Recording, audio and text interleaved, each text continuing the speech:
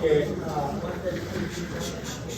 this class we're going to talk about gastrointestinal issues, peptic ulcer disease, gastroesophageal reflux disease for today.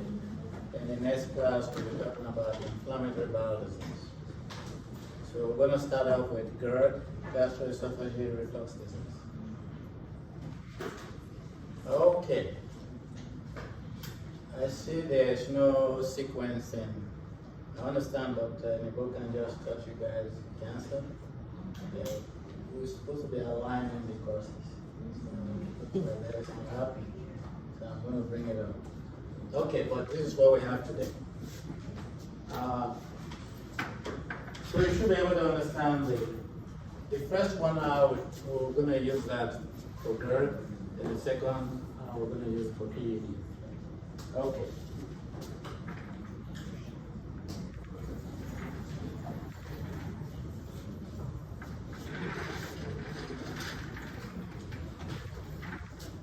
Okay, so I expect you to be able to, after the lecture, understand the typical and atypical presentation of gastroesophageal reflux disease, and also understand the tools that are used to make diagnosis. How do you diagnose patients who have GERD? There are some complications associated with the disorder, so you should be able to know what places the patient at risk for those complications. In terms of management, there are different phases, so we need to know the different phases in terms of managing GERD. Usually, we want to start with lifestyle modification, those OTC medications. Then we can progress to prescription strength medication. Understand the mechanism of action of the medication that I use to treat GERD. So primarily, we'll be talking about H receptor antagonists and proton pump inhibitors. And also, you should be able to design a pharmacotherapeutic plan. We're going to start out with a case.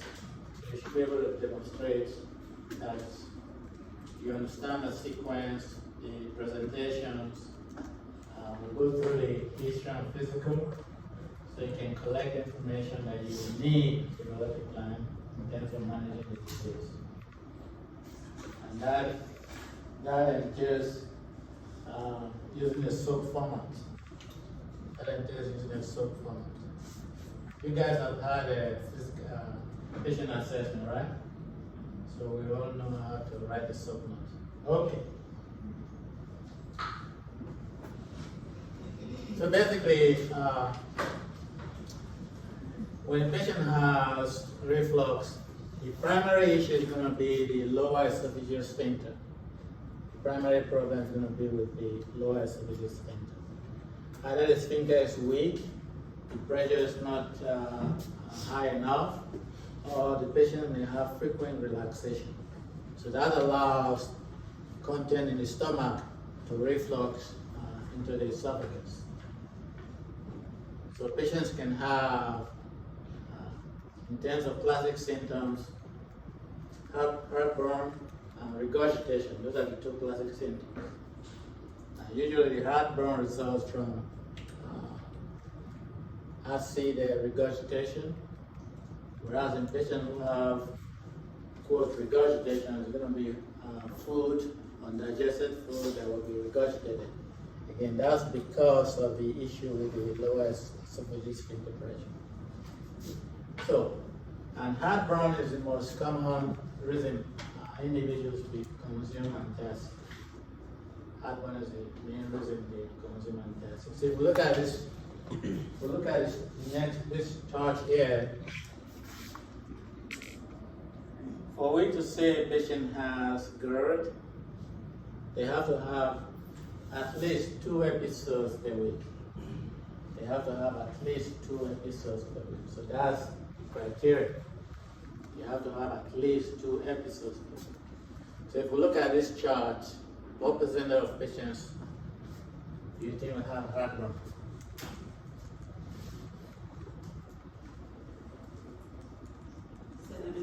17%. 17%. So you have to have 2 episodes per week. So you can have more than that, but the minimum it has to be 2 episodes per week. And that is characterized as patient outside of care. Okay. So we start with this case presentation. The chief complaint: I'm having a lot of heartburn.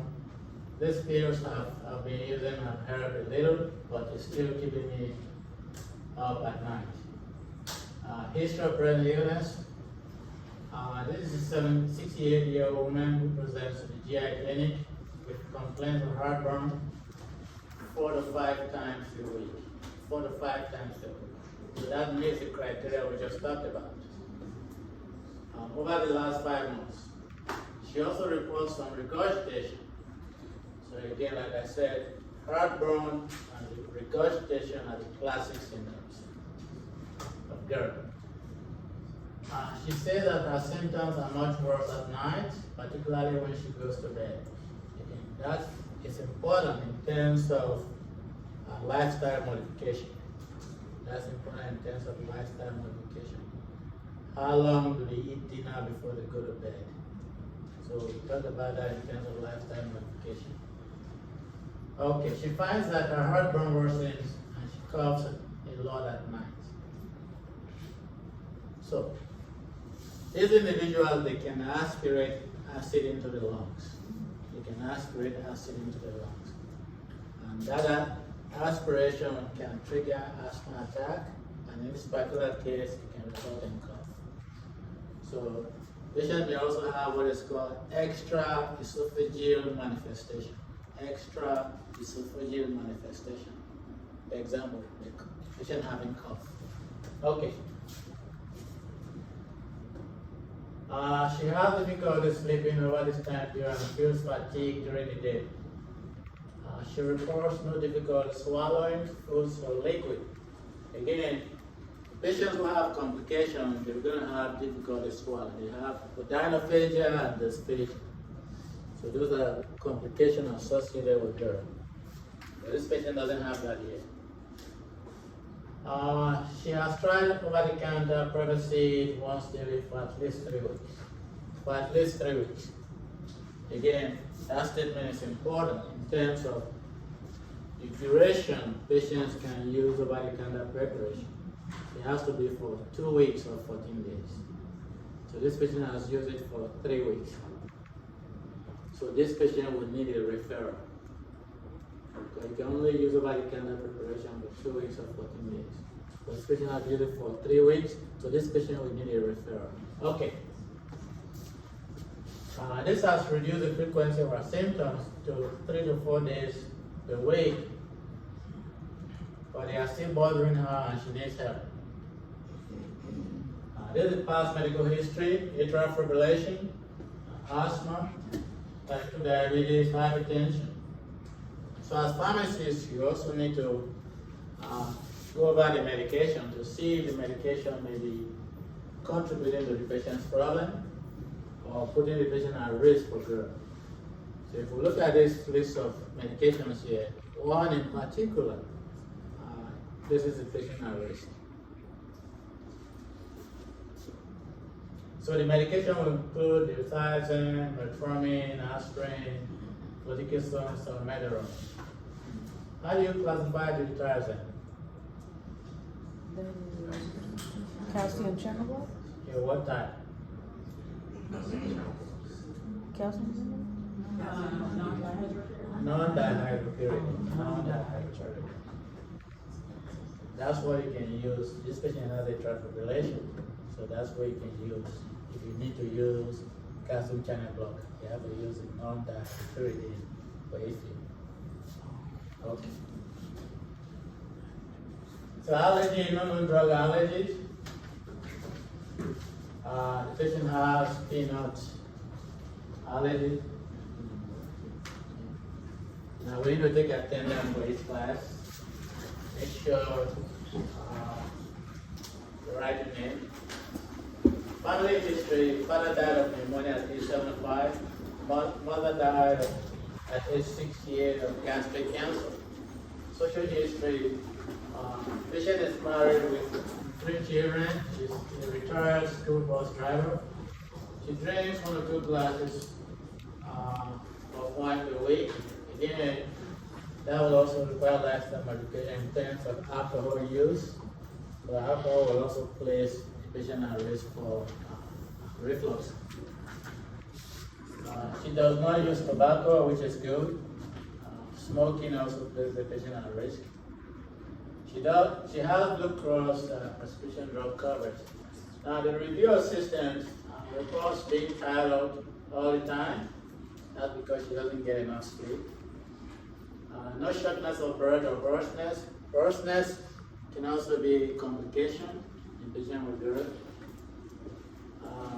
Patient has cough, positive cough at night. Frequent episode of heartburn, sometimes after meals, but worse at night. No nausea, vomiting. No bright red blood or rectum or dark periscopes. No dysuria, no nocturia or frequency. Now, one of the complications you will see in this patient is they have what we call EE.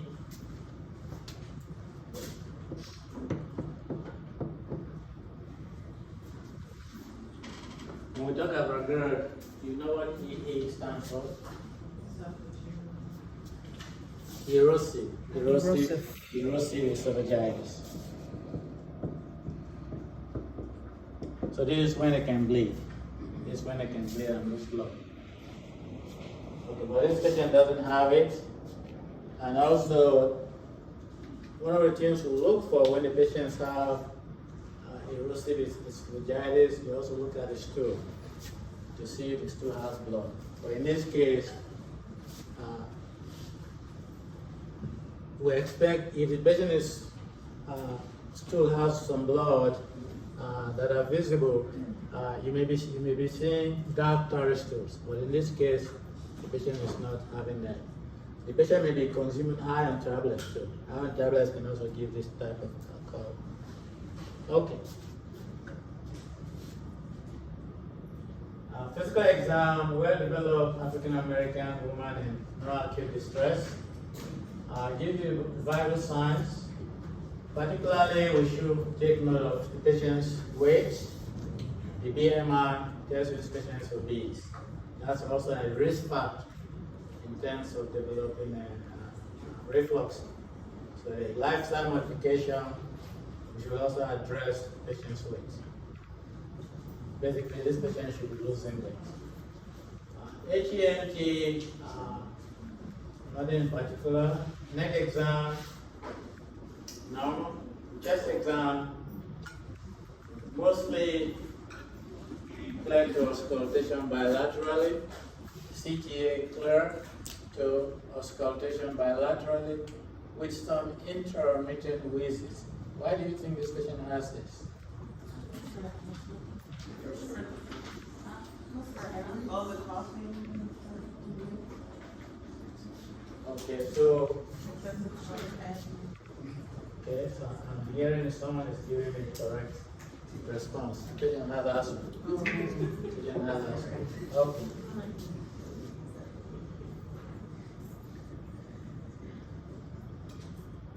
Okay, cardiovascular exam. Patient is tachycardia with irregular rhythm. Where are we?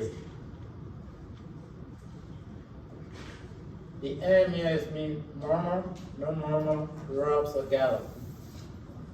So that's a normal heart exam.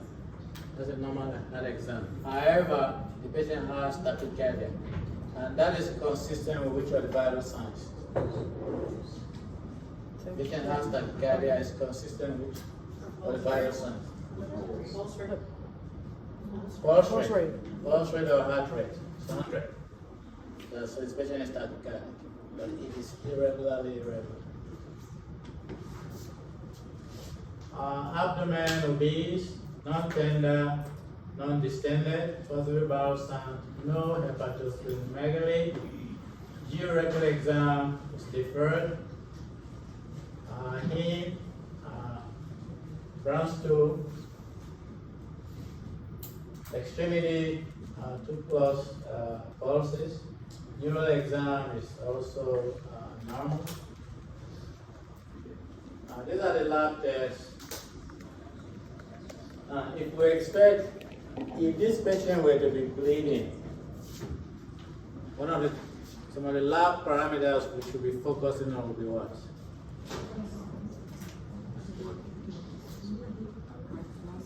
We need to look at the hemoglobin. If the patient is bleeding, then we need to look at the hemoglobin. We also need to look at the hematocrit. Should they be going up or down? Yeah, you're losing blood, your hemoglobin should be dropped. You're losing blood, your hemoglobin should be dropped. Okay, lipid panel was also done. EGD, which is esophagogastroglodulinoscopy, which is a type of endoscopy, indicates this patient has grade 2 esophagitis. Patient has grade 2 esophagitis. The patient also has small hiatal hernia, which is also a risk factor for this patient.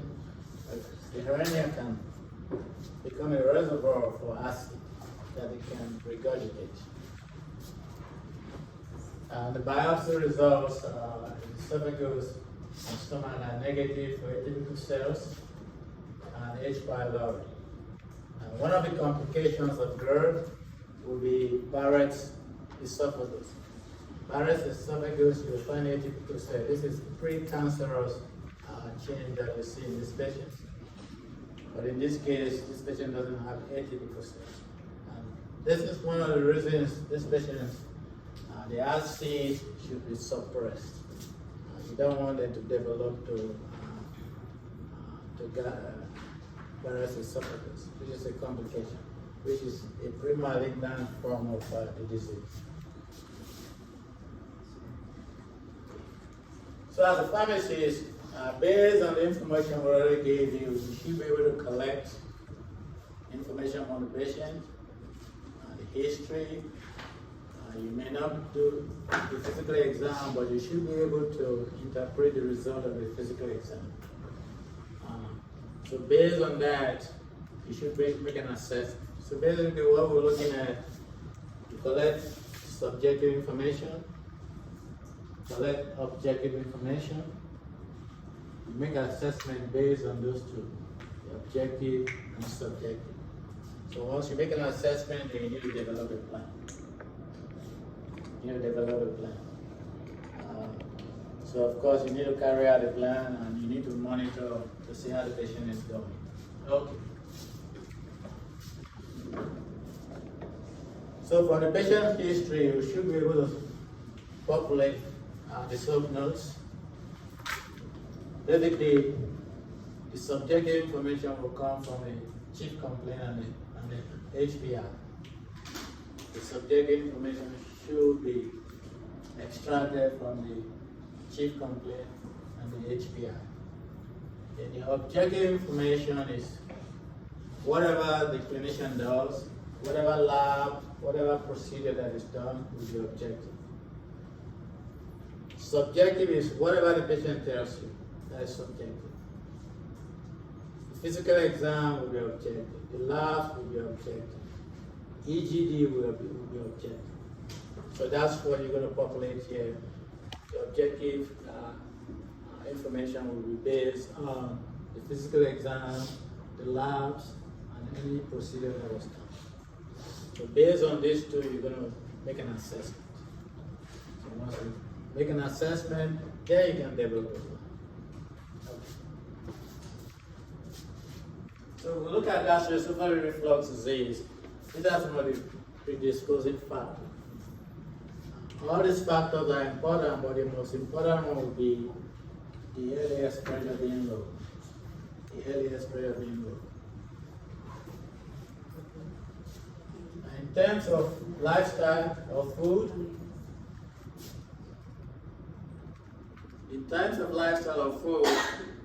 we want to avoid food or medication that can decrease the LA expression. So basically, we want to avoid this bright color. We want to avoid fat, chocolate, peppermint, caffeine, all down the line.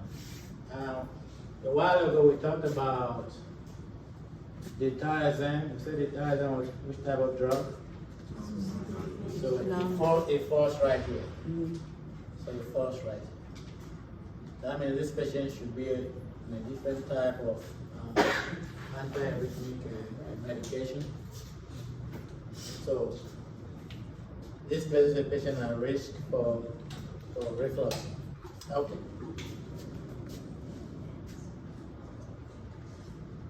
There are also some medications that can exacerbate reflux. They don't cause refluxing, but they can exacerbate it. These medications are listed here. Not all of medication, but these are some of the medications. That does not mean these patients cannot take this medication. If they take these medications, they have to stay upright for at least 2 to 3 hours. They have to be upright for at least 2 to 3 hours. For a drug like the bisphosphonate, if the patient cannot sit upright, then this medication will be contraindicated.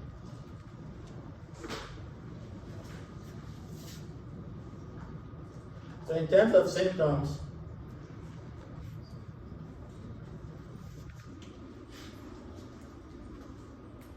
the typical symptoms will be heartburn and regurgitation. Some patients may also have hypersalivation, but the classic symptoms will be heartburn and regurgitation. Patients may also have atypical esophageal symptoms. For example, they may also have chest pain, but the chest pain is usually of non-cardiac origin. Now, whenever a patient has chest pain, you have to rule out cardiac origin. Whenever a patient has chest pain, you must rule out cardiac origin. So, but in this case, this patient may have non-cardiac chest pain. And the funny thing about it is that if you give these patients nitroglycerin, they're going to respond. Even though it's not cardiac origin, because of the vasodilation, they're going to respond. Okay. Now, in terms of extraesophageal symptoms, the patients can develop cough, they can have wheezing, they can develop asthma, hoarseness, dental erosion, and these are some of the complications. Difficult swallowing, dysphagia. Some patients, it gets to a stage that they cannot swallow solid food. They may only be taking liquid food because of the pain associated with that. Also, when they develop pain on swallowing, the term we use would be odynophagia. Now, when they develop erosive esophagitis, eventually they may also develop strictures. And this is the Barrett's esophagus that I was mentioning earlier, where they have atypical cells. You want to avoid this, but of course, that's why the acid needs to be tightly suppressed. And of course, they may have perforation, hemorrhage, and once they have a hemorrhage, they may also have anemia. Now, because of difficulty swallowing and painful swallowing, this patient may not be having adequate nutrition, so you may find that they may also lose weight as a result of that. We also have what is called the alarm symptoms, signs and symptoms. These are the alarm signs and symptoms. If a patient has any of this, you have to do an endoscopy. If a patient has any of this, you have to do an endoscopy. Basically, we want to try to rule out malignancy.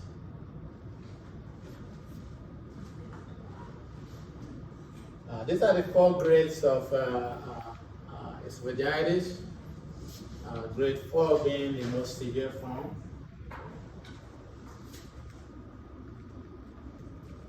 Now, in terms of diagnosis,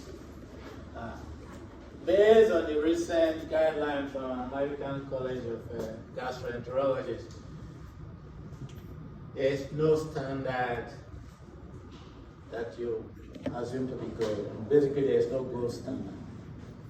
The diagnosis will be based on a combination of factors. The diagnosis will be based on a combination of factors. So it will be based symptom presentation, endoscopic evaluation.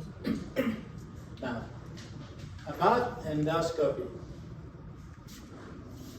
Decades ago, endoscopy used to be the method of choice for making a diagnosis. However, when you do an endoscopy, some patients will have symptoms. You're not going to find any change in the mucosa. Even though they have symptoms, you're not going to find any change in the mucosa. So that's why now you have a lot of combined factors that you use to make a diagnosis. So reflux and also response to therapeutic intervention. In this case, we're talking about giving the patient a PPI to see if they respond. That can also be used as a form of diagnosis. So basically, instead of diagnosis, it's going to be a combination of factors. However, heartburn and regurgitation are the most sensitive and the most specific for this disease condition.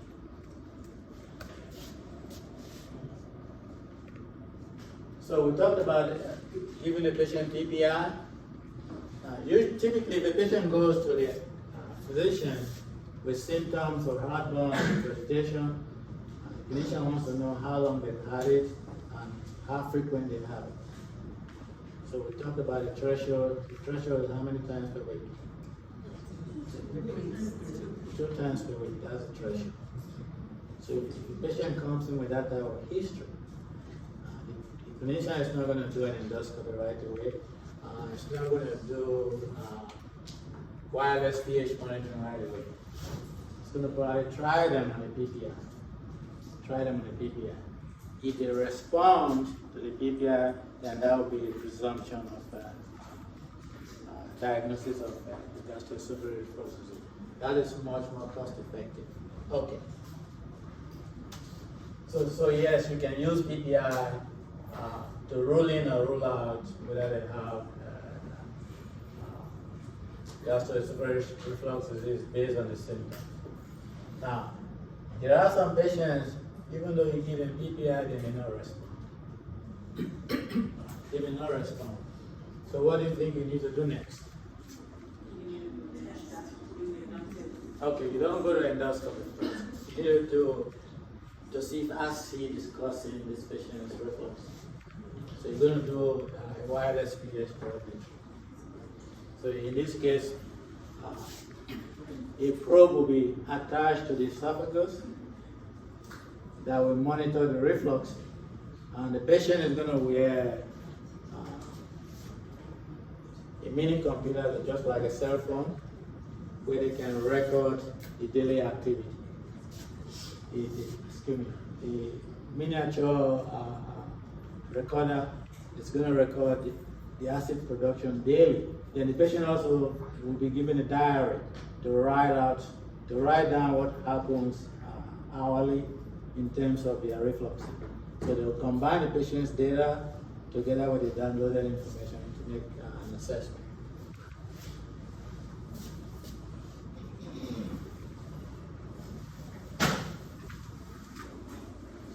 So in terms of management, we want to eliminate the symptoms. But the symptoms can affect the activity of daily living.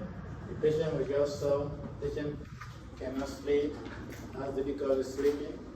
We want to also heal esophagitis if the patient has esophagitis, prevent the relapse, and prevent complications. Now, we don't have a cure for reflux, so this patient is going to be on maintenance therapy.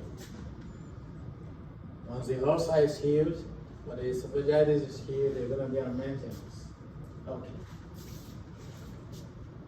So in terms of management, we're going to start with non-pharmacologic management.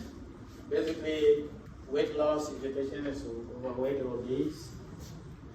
Avoid meals within 2 or 3 hours of bedtime, so they don't eat and just go to bed. So allow 2 or 3 hours before bedtime. You should also avoid trigger foods. Patients can tell you when they eat certain food, they have heartburn. So those are the type of food you want to counsel the patient to avoid. You don't tell them to avoid everything. Let the patient tell you the type of food they associate with the event. So those are the things that you should be avoiding. Okay. Patients should also avoid exercise after meals. Elevate the head of the bed, or they can also use wedge. Also, they should counsel them to avoid sleeping right side down. That increases the risk of reflux. If they want to sleep on their side, let them sleep on the left side down. Okay. They also should avoid tight-fitting clothes and make sure the bed is not tight. That puts a lot of pressure on the reflux. And also avoid heavy lifting. We talked about medication. Another medication they should avoid would be theophylline, anticholinergics. These are also listed on the previous slide we just talked about. So patients will undergo these lifestyle changes, plus the use of antacids, H2 receptor antagonists, and PPI. They may already be doing this before they even come to you. Not necessarily doing the lifestyle modification on this. They may already be taking the over-the-counter medication before they come to you. But then when they come to you, then you need to emphasize this lifestyle modification. So this is the phase 1 of management. So these are the antacids. Now the antacids usually will be on demand. They use it when they need it, because the antacids have rapid onset. So the antacid we have will be aluminum, calcium carbonate, magnesium hydroxide, or you may have a combination of aluminum and magnesium. Also remember that aluminum can cause constipation. If a patient has renal insufficiency, you want to avoid recommending aluminum. Also, you want to avoid recommending magnesium preparation if they have renal insufficiency. So, we say aluminum can cause constipation, magnesium can cause diarrhea. That's why you see these two elements formulated in preparation to balance the bowel movement. Now, with calcium carbonate, you want to recommend calcium carbonate for short-term use, because long-term use can result in acid rebound. Also, calcium can also cause constipation. Now, sodium bicarbonate is good, but again, it has a lot of metabolic effect. It can introduce a lot of sodium load, resulting in hypertension, resulting in heart failure. And if the patient already has those conditions, then it can exacerbate this condition. So we want to try to avoid sodium bicarbonate. So this is the basis for using H2 receptor antagonist and PPI, the parietal cell. Now if we look at this parietal cell, the H2 receptor will block the histamine 2 receptors, whereas the PPI will block hydrogen potassium ATPase.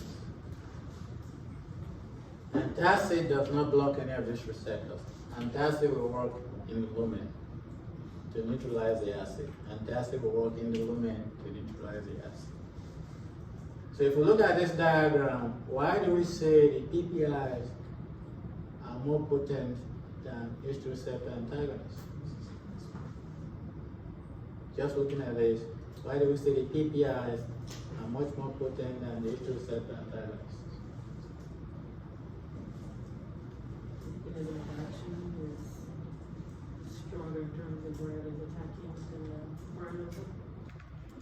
Okay, so hydrogen potassium ADP is the terminal step in acid production. This is the terminal phase in acid production. And that's where PPIs will they block this pump. So regardless of what happens here, if you block this pump, you're not going to produce acid. But if you give a patient an H2 receptor antagonist, you still have cholinergic stimulus, you still have gastrin stimulus that can result in acid production. So that's why we say the PPI are much more potent because they block the terminal phase of acid production. Okay. These are some of the antacid preparations that are available. In terms of making a recommendation, you want to look at the acid neutralizing capacity. The higher this number, the better. For example, if the patient is taking a liquid formulation, they're going to take less volume if they have high acid neutralizing capacity. So you need to look at the ANC when you make a recommendation. Also, make sure the preparation you choose can raise the pH above 3.5. Make sure the preparation you choose can raise the pH above 3.5.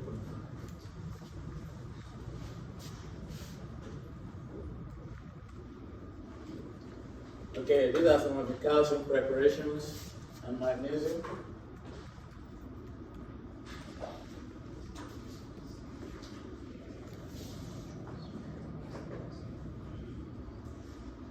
In terms of H2 receptor antagonists, we have cimetidine, famotidine.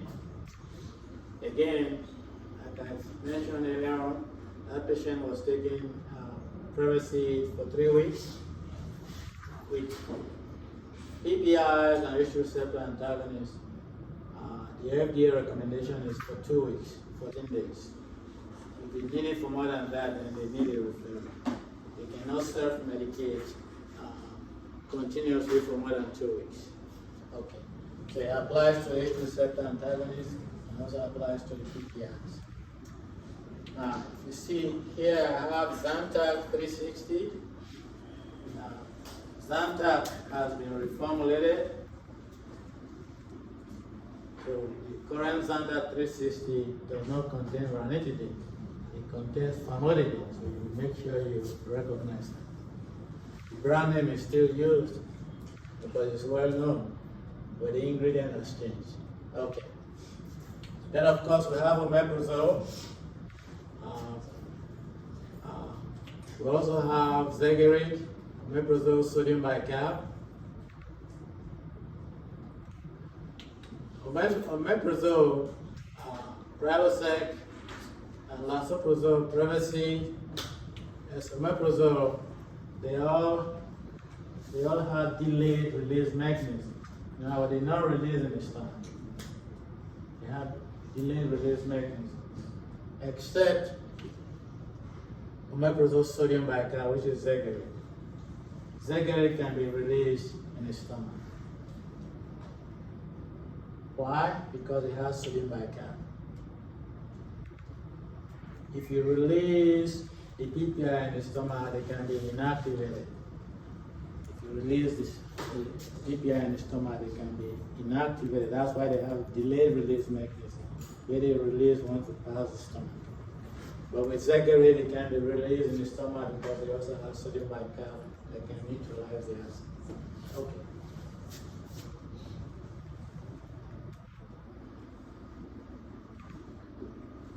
So in terms of onset and duration of effect, we see that the antacid has rapid effect onset.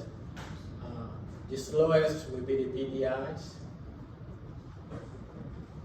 So if the patient does not respond to phase 1, then we need to go to prescription strength medications. Then we need to go to prescription strength medications. So all what you have here will be the prescription strength medications.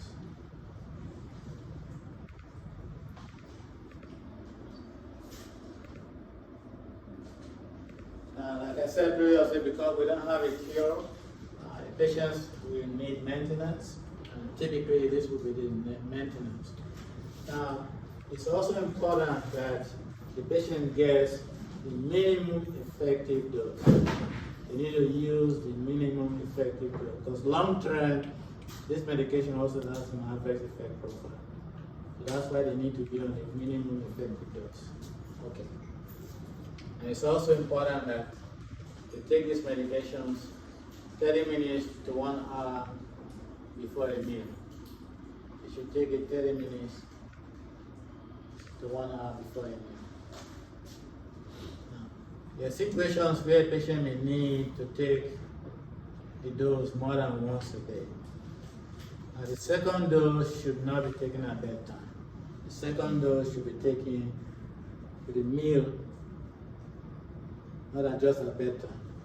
So if they're going to eat dinner, they need to take the second dose 30 to 60 minutes before that dinner.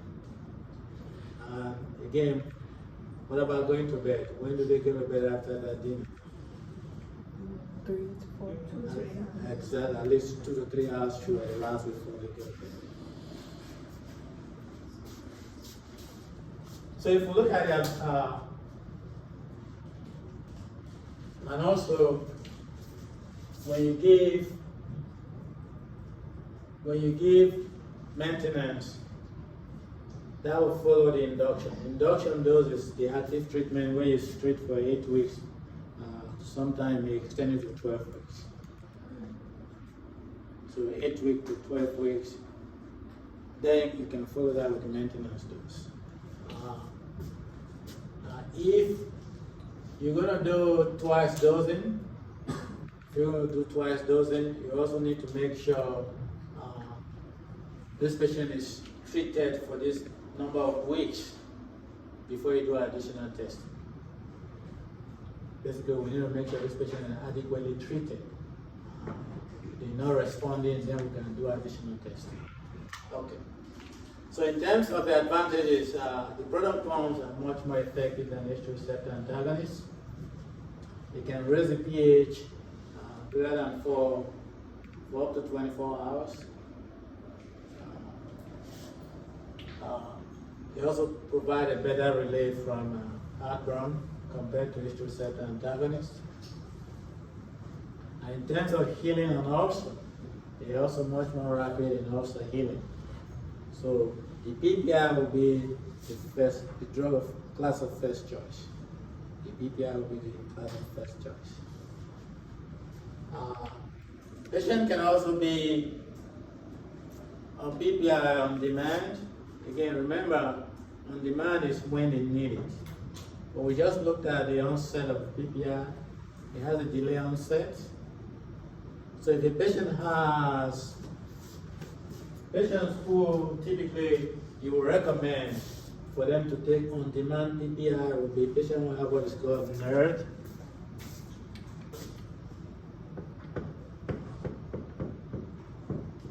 Patients who have NERD, this would be non-erosive reflux disease. So these are the patients you can recommend. They have symptoms, but they don't have any mucosal changes. So this patient can be on demand. Patient with erosive esophagitis should be an active treatment, not on demand. Okay.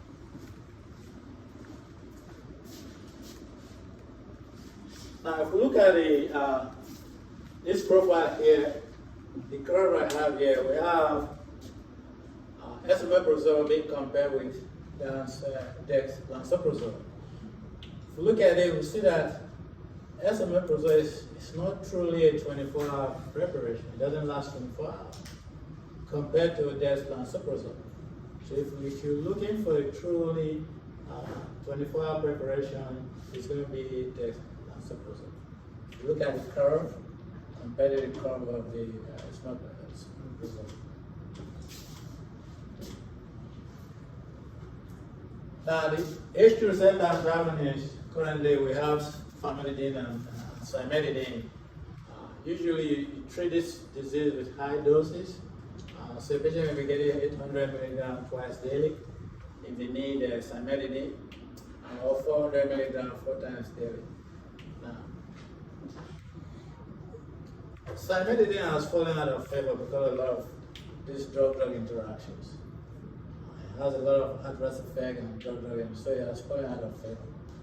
And all the acid suppressant will also decrease absorption of iron salts, itraconazole, ketoconazole.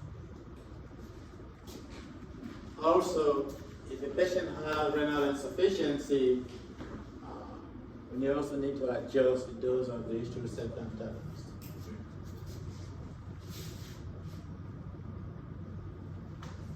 From what they did, again, those will be 20 milligrams twice daily.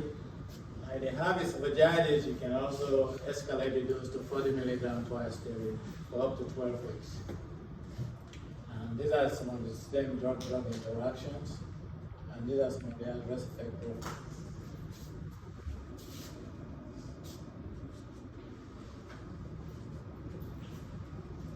Now, the American College of Gastroenterology does not recommend combining medications to treat GERD. We either use H2 receptor antagonists or PPI. PPI being preferred. The only time you want to add another drug, medical management, is when the patient has gastroparesis. You have gastroparesis, then you can add a pro-motility agent, pro-kinetic agent like metoclopramide. But again, metoclopramide is not used routinely because of the adverse effect profile. It can also cause tardive dyskinesia, and this should be avoided in patients with disease. So this is a choice. You may also see some papers using erythromycin as a pro-motility agent, but American College of Gastroenterology does not recommend drug combination unless the patient has gastroparesis. Okay, so we want to take a 5-minute break for the next lecture. So you want to continue? Okay.